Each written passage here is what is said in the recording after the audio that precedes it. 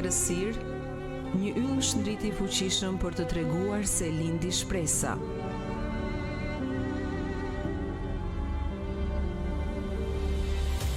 Kur bota vuante në pranga dhe robëri, një grash dhe një stall do të mbarte çelësin e lirisë. Atje, ku askush nuk e mendonte, do të hapej rruga drejt shpëtimit dhe përjetësisë.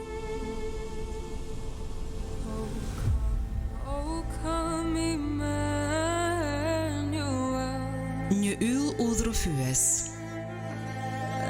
një grasht për ulësie, një shpresë e fituar.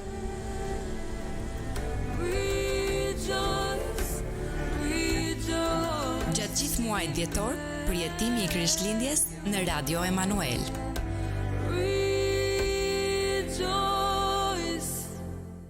Atje, ku askush nuk e mendonte, Kur bota endej në errësirë, Kur bota vuante në pranga dhe robëri, do të hapej rruga drejt shpëtimit dhe përjetësisë.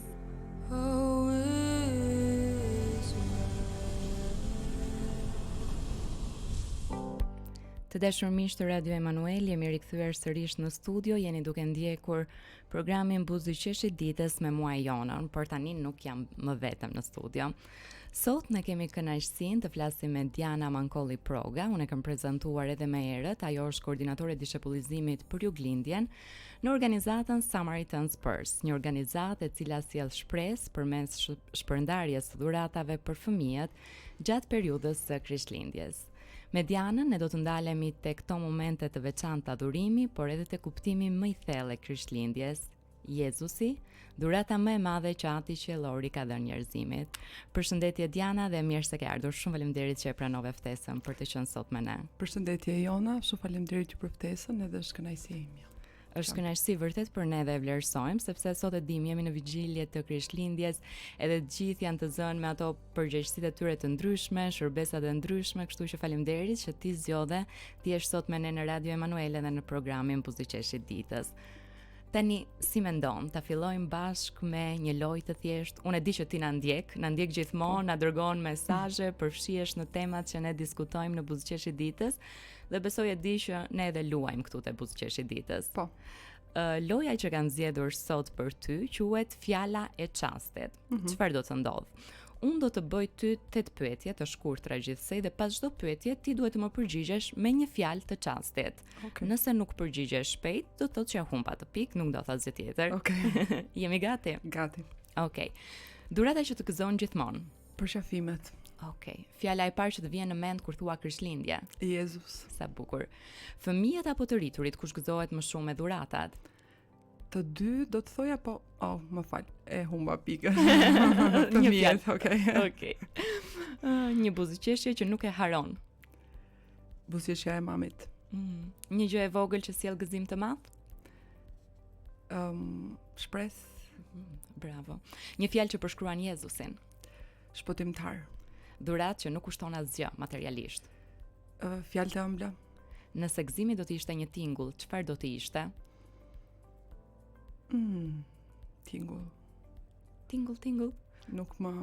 Muzik, ndoshta? Po. Okej, Okay. një melodi. Mirë. Do thoja që nga 8 pikë ke fituar 6 pikë. Okej. Ishte shumë mirë. E kam kaluar. Faleminderit. Shumë faleminderit Diana që u bëre pjesë e lojës sonë fjala e çastit. Si fillim Diana, mund të na tregosh kurtimisht për rolin tënd si koordinatore e dishepullizimit për Juglindje në organizatën Samaritan's Purse, që të njihemi pak më mirë me rolin dhe pastaj me çfarë ju jeni duke bërë. Okej. Do ta filloja me periudhën që un kam filluar në Samaritan Purse. Jam prej 3 vitesh pjesë e organizatës, fillimisht si koordinatore lutje vitin e parë dhe pastaj 2 vitet e tjera si koordinatore dishepullizimi. Le të themi roli im roli është kryesisht në informacionet që duhet jap në Ti koordinon ata apo jo? Edhe gjatë kohës që bëhet shpërndarja? Po, në kryesisht në pajisjen e tyre, informimin e tyre, me materialet që do ka nevojë, me informacionet në lidhje me takimet që duhet të bëjnë për ungjillizimin, dishepullizimin e fëmijëve. Pra, le të themi është suport. Roli im është suporti i skuadrave, partnerët rajonit të Juglindjes. Jam aty gati për to.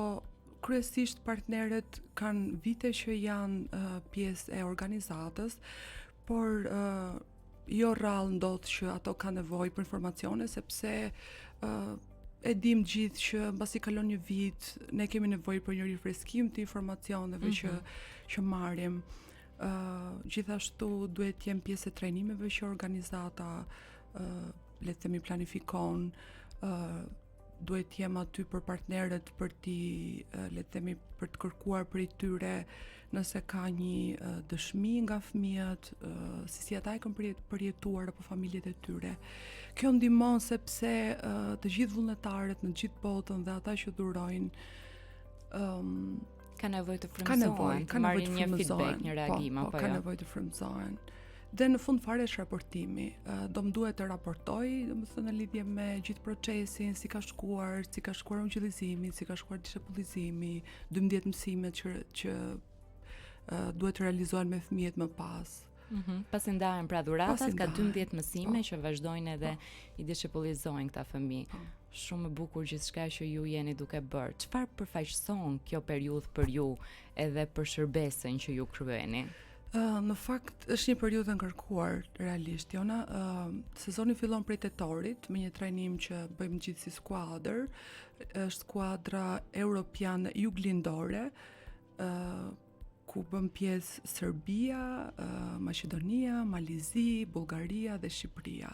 Pra, sa bukur. Pra zoti bën bashkë edhe shtete që ndoshta në mes tyre mund të mendohet që ka urrëtie nga ana njerëzore, por kur zoti është në mes, domethënë asgjë nuk mundet të na ndaj.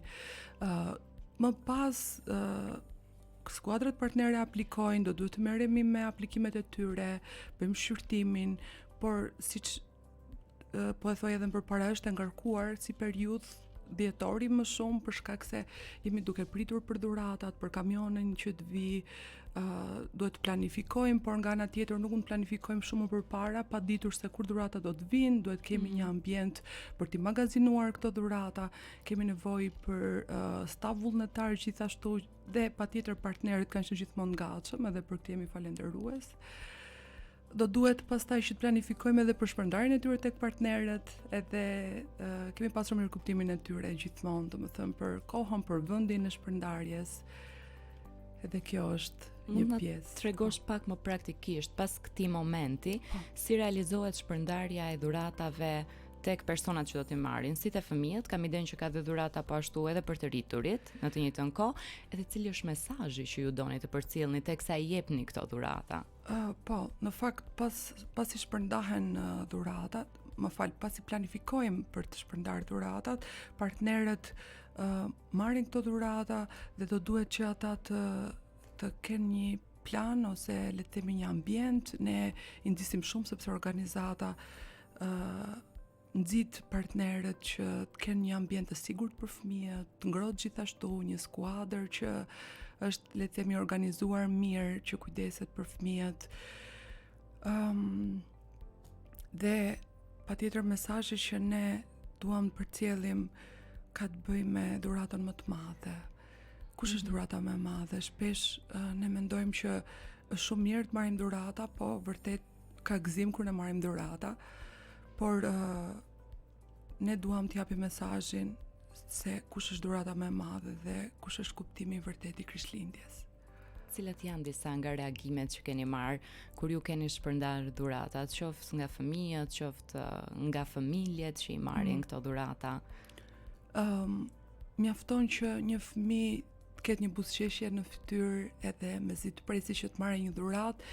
Kjo është le të themi si një formë shpërblimi për ne dhe vërtet na jep shumë gëzim, siç Bibla e thotë që ka më shumë gëzim të japësh se sa të marrësh, edhe kjo vërtet na mbush zemrën me gëzim kur ata mezi presin të marrin një dhuratë dhe në fund kur thonë një faleminderit nga një fëmijë është shumë e çmuar.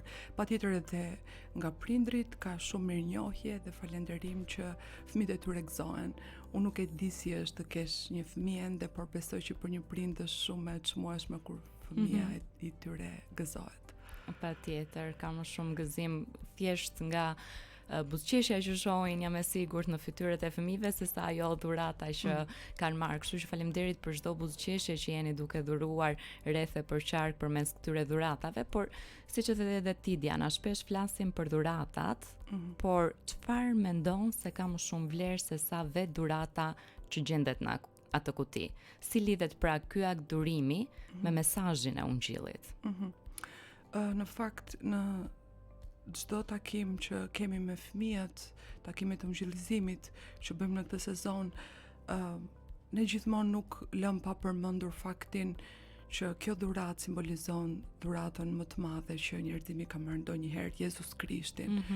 Edhe ne vetë ndajmë eksperjencat tona që kemi kuptuar dhe kemi marrë dhuratën më të madhe që është Krishti dhe duam që këtë dhuratë ta marrin edhe ata fëmijët. Nëse ata do të harrojnë atë dhuratë që do të marrin nga ana materiale dhe çfarë do të ketë aty brenda, por ne nuk duam që ata kur të harrojnë mënyrën se si ata janë ndier edhe dashurinë që ne përcjellim patjetër përmes Krishtit. Tani më the që këto dhurata sjellin shumë gëzim. Krishti patjetër është në qendër, po nëse mund të thellohemi pak te fakti se pse mund të themi me plot gojë se Jezusi vetë është dhurata më e madhe që Perëndia i ka dhënë njerëzimit. Pse na duhej kjo dhuratë ne? Po, në fakt për shkak se njerëzimi ka patur nevojë për një shpëtimtar, për shkak të rënjes ne të gjithë kemi patur nevojë për një shpëtimtar dhe ndoshta duket si shprehje klishe dhe ata që janë duke na dëgjuar ndoshta kanë nevojë për më shumë informacion dhe unë do t'ju thoja që të gjithë ne kemi nevojë për shpëtim, për një dhuratë shpëtimi, për një shpëtimtar për shpirtin ton dhe këtë nuk mund ta bëj askush tjetër përveç Jezus Krishtit, si një dhuratë e përsosur në këtë Krishtlindje edhe në çdo Krishtlindje, në çdo kohë, në çdo ditë, ai është aty. Si mund ta përjetojmë këtë dhuratë? Përtej festës, pra festimeve që ndodhin, përtej simbolikës, si ta përjetojmë këtë dhuratë që qelli, ati qellor dha për gjithë ne? Ne mund ta përjetojmë vetëm duke e besuar, duke e pranuar këtë gjë, këtë të vërtetë. Është e vërtetë, nëse ne e besojmë, e pranojmë ose jo, kjo është një e vërtetë dhe vërteta nuk ndryshon. Kështu që duke e pranuar dhe duke e besuar këtë të vërtetë, ne mundet ta përjetojmë edhe ta jetojmë, ta marrim. Pra është kaq e lehtë. Mjafton vetëm që ti themi po Jezusit, unë dua që në këtë Krishtlindje ti të lindësh në zemrën time. Edhe për ata që ndoshta e kanë pranuar më parë Jezusin, ti thon unë dua që ti të rritesh brenda meje dhe unë të reflektoj ty gjithmonë edhe më shumë. Amen. Apo jo? E vërtet. Çfarë mesazh Diana do t'i jepje sot dëgjuesve që ndoshta ndjen të lodhur, të zbrazët ose edhe pa gëzim në këtë periudhë që njihet si periudhë gëzimi? Në fakt, nëse dëgjuesi është një i krishter që ka besuar tashmë në Krishtin, ka vendosur besimin e tij në Krishtin, do t'i kujtoja çfarë Bibla na thotë që e jani tek unë o ju të gjithë të munduar dhe të rënduar dhe unë do t'ju jap shplodhje.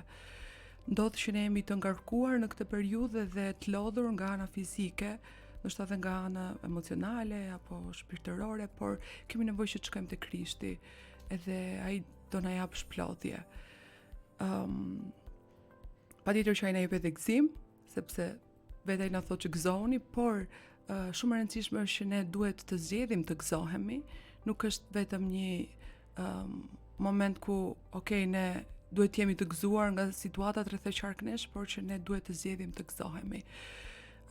Nëse dëgjuesi është një dëgjues që ende nuk e ka vendosur besimin e tij te Krishti, unë thjesht do të ndaja shumë pak nga vetja ime. Kam përjetuar stres, lodhje, ankth dhe shumë gjëra të tjera kur unë nuk kisha vendosur besimin te Krishti. Por në momentin që unë e vendosa besimin te Krishti, të gjitha këto shkuan, edhe Zoti më dha gëzim të plot, çlodhje, shërim, edhe çdo gjë që unë kisha nevojë, kështu që do t'i inkurajoja që të merrnin një hap besimi, guximi, të vendosin besimin e tyre te Krishti. Faleminderit për këtë rikujtesë të bukur, Diana. Është e vërtetë që ai që qëndron në Krishtin është një krijesë e re, gjërat e vjetra shkojnë, të gjitha gjërat bëhen të reja. Perëndia është sikur na jep një fletë të bardhë edhe ne kemi mundësinë aty të rishkruajmë pastaj çdo gjë tjetër sërish me gëzimin që ai na jep, dashurinë, paqen që vetëm ai do të mundet na ofroj. Dhe nuk e di si mundet dikush ta mohoj këtë gjë, do ta japim falas si një dhuratë, thon urdhroja ku ke një gëzim të pastër, paqe të pastër, do ta marrësh? Po shpesh besoj që duhet të themi po. Po, vërtet. Po, shpesh ndodh që ndonjëherë dhuratat që ne i kemi falas i marrim pak si të mirëqëna, dhe ndonjëherë ne mendojmë që ato dhurata që na kushtojnë janë më me vlerë. Po dhe kjo dhuratë ka kushtuar shumë në fakt. Kjo ka kushtuar Krishtit. Po, amen. Po, patjetër kjo është dhurata më e çmuar, por që njerëzit mendojnë që nëse duhet të paguajnë diçka, kjo është më e çmuar, po patjetër që Jezus Krishti është dhurata më e çmuar që ka ardhur për njerëzimin prej qiellit. Edhe ai pagoi për ne, sepse në fakt ne kemi Pashkën, sepse kemi Krishtlindjen. Po, patjetër. Krishti erdhi, por nuk erdhi thjesht për të jetuar në mesin tonë, erdhi gjithashtu të vdiste në vendin tonë për mëkatet tona në mënyrë që ne të mund të kemi jetë të përjetshme, jetë me bollëk, që do të thotë një jetë të mbushur me paqe, me gëzim, me durime dhe me çdo gjë që na nevojitet. Nuk do të thotë që nuk do të kemi më probleme dhe shqetësime, por do të mundet t'i kalojmë së bashku me këtë dhuratë kaq të çmuar që qielli na dha, së bashku me Jezusin, apo jo? Në vërtet. Dian, po. Sepse ne mendojmë ndonjëherë që nëse ne do të vendosim besimin tek Perëndia, nuk do kemi më probleme. Por në fakt nuk është kjo e vërtet. Ne e kalojmë thjesht siç ti e përmendëm më parë. E vërtet. Po si mund të bëhem secili prej nesh mbartës i kësaj dhurate, pra i dashurisë, i shpresës, dritës së Krishtit në jetën e përditshme, më praktikisht? Ne kemi nevojë që të qëndrojmë të lidhur me Perëndin, ashtu sikurse e dim që nëse një llampë nuk është e lidhur me rrymën, me elektricitet, nuk mund të shkëlqejë. Kështu që vetë Jezusi tha që ju jeni, unë jam hardhia, ju jeni sharmendës, nëse do të qëndroni në mua, ju do të keni fryte. Është e njëjta gjë edhe me ne, nëse ne do të qëndrojmë në Perëndim, por si do të qëndrojmë praktikisht, duke kaluar kohë me fjalën e Tij, duke qëndruar në prezencën e Tij, duke u lutur, edhe kështu ne do të mund të transmetojmë atë çfarë marrim prej Tij tek të tjerët. Sepse nuk është aq e lehtë, domethënë, në përditshmëri, në një botë që është kaq e shpejtë edhe me kaq sfida, të qëndrojmë vetë nga vetja jonë, sepse ne vetë nga vetja nuk kemi shumë për të dhënë, por vetëm kur ne qëndrojmë të lidhur me Krishtin. Ai është burimi i gjithçkaja dhe pastaj edhe ne mund të bëhemi mbartës të gjithë këtij gëzimi dhe ta përcjellim tek të tjerët. Shumë faleminderit Dian për gjithë këtë gëzim që na ke sjellë edhe ne në studio. Faleminderit që na dhe një pamje më të gjerë se çfarë është duke ndodhur me shpërndarjen e dhuratave të Samaritan's Purse. Faleminderit që shkuam për te dhuratave, edhe folëm pak edhe për dhuratën që vetë qielli na ka dhënë. Por duke qenë që jemi sot në vigjilje të Krishtlindjes, cili është urimi yt për gjithë dëgjuesit? Doja të uroja plot bekime në familjen e gjithë secilit, paqja e Perëndis që të kalon çdo zgjuarësie të mbizotërojë në zemrat tuaja dhe në familjet tuaja, gëzimi i Zotit, edhe çdo gjë që gjithë secili ka nevojë të plotësohet prej Perëndis. Shumë faleminderit Diana, edhe ne të urojmë gëzuar Krishtlindjen, edhe qoftë jo vetëm kjo mbrëmje një kohë e bekuar për ty dhe familjen tënde, por edhe gjithë viti i ri në vazhdim. Shumë faleminderit që ishe sot me ne. Faleminderit. Të dashur dëgjues, faleminderit që ishit duke ndjekur programin Buzëqeshit ditës me mua Jonën. Ju uroj edhe të gjithëve ju gëzuar Krishtlindjen. Mos harroni, shpëtimtari ka lindur, edhe për sa kohë, pra përderisa shpëtimtari ka lindur, do të thotë që shpresa ka lindur, pavarësisht se çfarë situatash jeni duke kaluar, ka një shpresë të gjallë për ju. Vetë Jezus Krishti, i cili mund të ecë krah për krah me ju. Gëzuar Krishtlindjen dhe miru dëgjofshim në puntatën e radhës.